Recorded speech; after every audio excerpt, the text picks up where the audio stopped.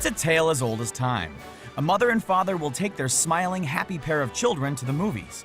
The kids will have a great time and so will the parents, but for slightly different reasons. Those jokes your parents laughed at might not have been so funny to you back then, but they will be now. Today at Screen Rant, we're going to be looking back at 10 Disney jokes that get funnier as adults. Let us know what your favorites are, and remember to push that red button to subscribe for more. And before we begin, can you name the film from these emojis? Stay tuned until the end of the video for the big reveal. Okay, talk to the back.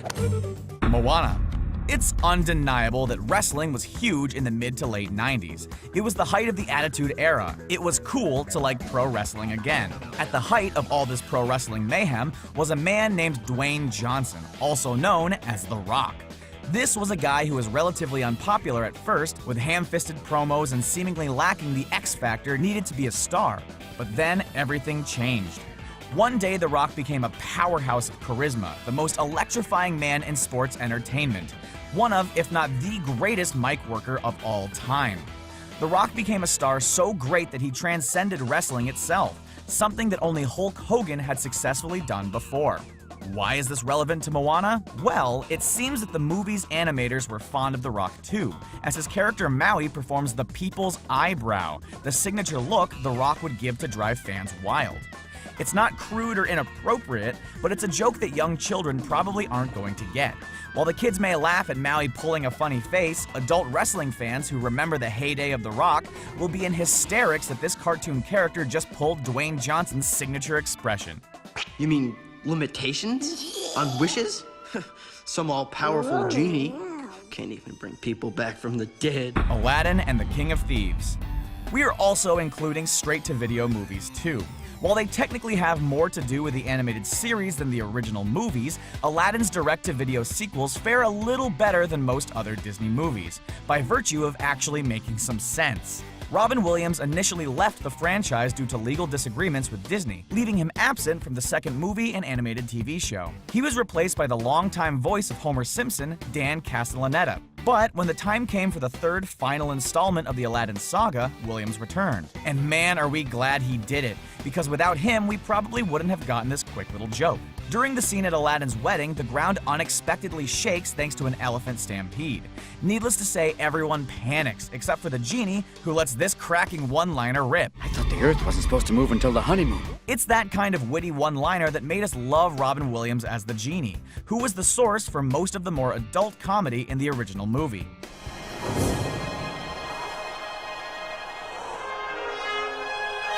Cars. Cars is one of the stranger entries in the Pixar canon. Apart from being the only one that couldn't hypothetically take place in the same universe, it has a wildly different tone as well.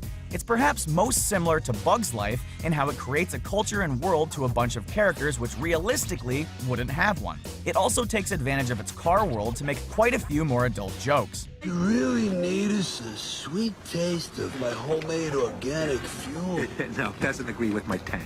They don't all stay quite that innocent, though. After all, Lightning McQueen is a bona fide celebrity race car, and as such, he has his own share of groupies. Like these two female cars which flash their headlights at him. Yeah, that's right, Lightning McQueen gets flashed by two women. There's also a place to go with convertible waitresses. We all know that a convertible is a cool sports car where the roof comes off, allowing you to speed down the road, wind blowing through your hair. So this is a place where cars go to see other cars take their tops off. All right, Pixar, you're really starting to push it with this one. Hello, everyone. Muppets Treasure Island. The Muppets can seemingly be put anywhere and still somehow make sense. This was certainly the case with the 1996 classic Muppets Treasure Island, which takes the classic Muppet characters and the classic literature characters and makes them kiss. Quite literally. When Miss Piggy and Kermit are talking, Kermit is horrified to learn that his Porky on-again, off-again girlfriend has been in a relationship with Captain Flint. When he asks why, she replies, Well, he was a pirate, I was a lady, you know the story. Needless to say, Kermit is not too happy with this little revelation. It's made funnier when the burning ball of manliness that is Tim Curry first struts onto the screen as the famous pirate Long John Silver. Miss Piggy greets him with a, Hello, Long John. Oh no, him too? Hey, it's Tim Curry, so I mean, can we blame her?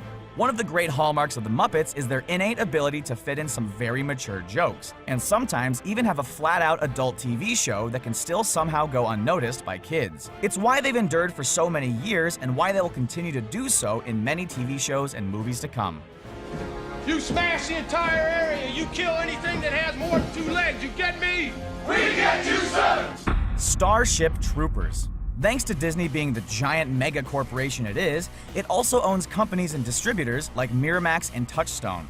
This means that films like The Sixth Sense, Pulp Fiction, Reign of Fire, and even the legendary Apocalypto are all technically Disney properties. While these aren't normally the sort of movies that you'd watch as a kid, Starship Troopers definitely was one of them. Starship Troopers was interesting. It was a cool sci-fi war satire that we really shouldn't have been watching as kids, yet we all did anyway.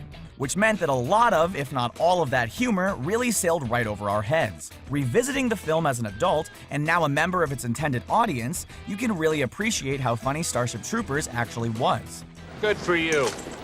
Mobile infantry made me the man I am today.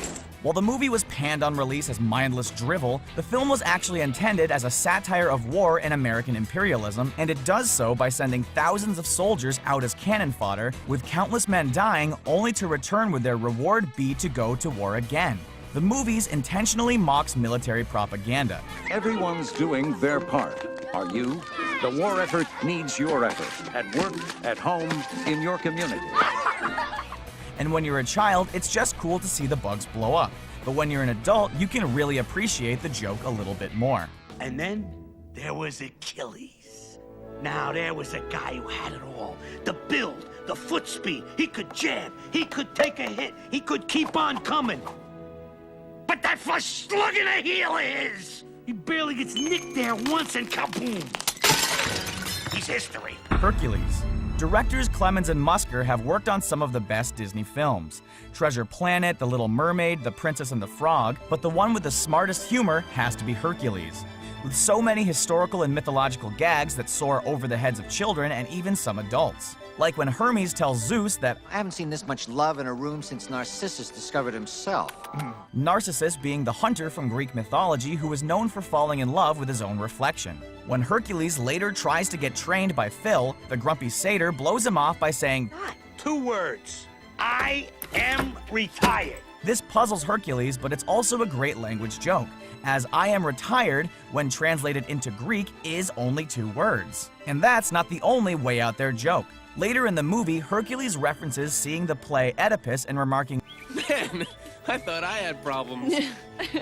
Oedipus, of course, being the Greek play in which a guy kills his father and then has children with his own mother. Ugh. Greek mythology is full of debauchery and inappropriate content, so it only made sense that directors Clemens and Musker would play around with it. Guardians of the Galaxy. Guardians of the Galaxy character Peter Quill is known as a bit of a roguish young man. It was pretty common for him to take numerous space women back to his ship after a hard day's pirating. So much so, in fact, he says, If I had a black light, the place would look like a Jackson Pollock painting. In order to understand this joke, you need to be at least over the age of 12, hopefully. You also have to understand what a black light does, and then live in the knowledge that this is what a Jackson Pollock painting looks like. So yeah, that's pretty gross. James Gunn actually spent some extra time reshooting just so that he could insert a joke, which was not in the script. While he and actor Chris Pratt were certainly down for it, a lot of the crew on set just didn't see what the point was. They were so certain that Marvel Studios, owned by Disney, wouldn't allow such a rude joke into a House of Mouse property. Ultimately though, it turned out Gunn and Pratt were right and the little joke made it through unscathed. Maybe the Disney execs just didn't get the joke.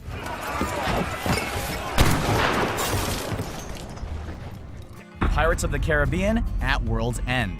We're not going to pretend the Pirates of the Caribbean sequels are great, but we do have to give them credit to going to such an extreme length to cast Rolling Stones guitarist and rock legend Keith Richards in the role of Captain Teague, just for the sake of a joke. When first developing the role of Captain Jack Sparrow, Johnny Depp, who was a big rock fan and musician himself, modeled his mannerisms off of the British rock star. Depp's reasoning was that pirates were the rock stars of their day. We're not saying the logic wasn't faulty, but his pseudo-Richards impression became iconic with the character. As a result, when the time came to cast Jack Sparrow's dad, who better to cast than Keith Richards himself? As from a certain point of view, Keith actually is Jack Sparrow's dad. Keith swaggers around the set, really just being himself, yet he carries himself in such a way he's really believable in the role, which is impressive for someone who's not really an actor.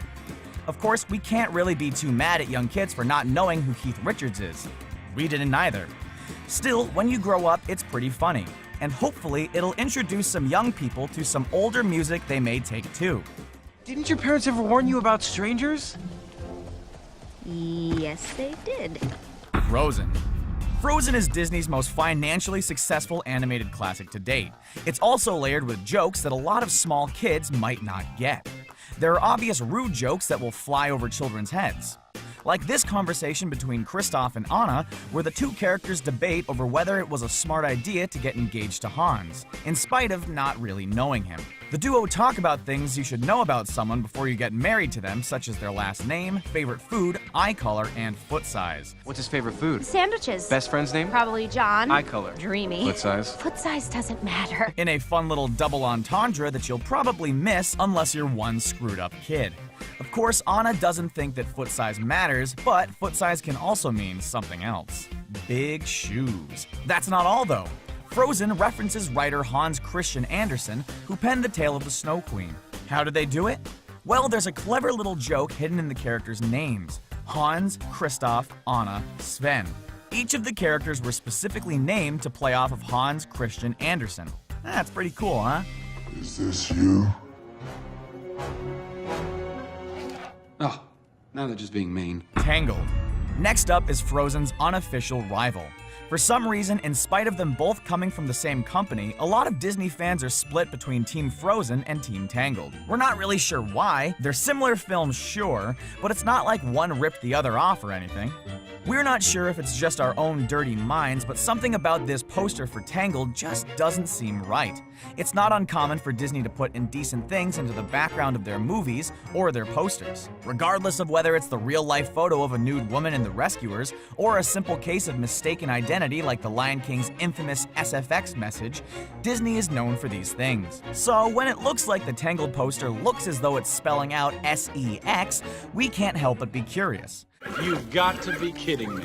While it's true that the human brain is always looking for patterns in things that it recognizes, it's also true that Disney has a habit of letting these things accidentally slip into their final products. What do you think? Is it just our imagination, or is this poster a little bit naughty? Maybe the connotations of being tangled have just spoiled our minds. That's all we have time for today. What are your favorites? Also, what else do you want to see us talk about here on Screen Rant? We're always open to suggestion. Be sure to leave a comment and let us know. We post videos all week, so you should really consider subscribing to us if you haven't done so already. Have a good one.